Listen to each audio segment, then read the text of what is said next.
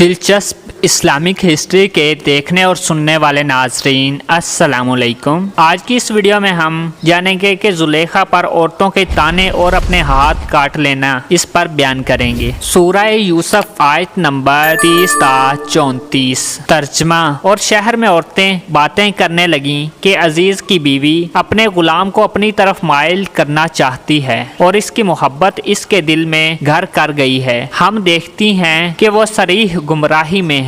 جب زلیخا نے اس عورتوں کی گفتگو جو در حقیقت دیدار یوسف کے لیے ایک چال تھی سنی تو ان کے پاس دعوت کا پیغام بھیجا اور ان کے لیے ایک محفل مرتب کی اور پھل تراشنے کے لیے ہر ایک کو ایک ایک چھری دی اور یوسف سے کہا کہ ان کے سامنے باہر آؤ۔ جب عورتوں نے ان کو دیکھا تو ان کو رعب یعنی حسن ان پر ایسا چھا گیا کہ پھل تراشتے تراشتے اپنے ہاتھ کاٹ لیے اور بے ساختہ بول اٹھی کہ سبحان اللہ، یہ حسن یہ آدمی نہیں کوئی بزرگ فرشتہ ہے۔ تب زلیخا نے کہا کہ یہ وہی ہے کہ جس کے بارے میں تم مجھے تانے دیتی تھی اور بے شک میں نے اس کو اپنی طرف مائل کرنا چاہا مگر یہ بچا رہا اور اگر یہ کام وہ نہ کرے گا جو میں اسے کہتی ہوں تو قید کر دیا جائے گا اور ذلیل ہوگا۔ یوسف نے دعا کی کہ پروردگار جس کام کے لیے یہ مجھے بلاتی ہے اس کی نسبت مجھے قید پسند ہے اور اگر تو مجھے ان کے فریب سے نہ ہٹائے گا تو میں ان کی طرف مائل ہو سکتا ہوں اور نادانوں میں داخل ہو جاؤں گا۔ تو خدا نے ان کی دعا قبول کر لی اور ان سے عورتوں کا مکر دفع کر دیا۔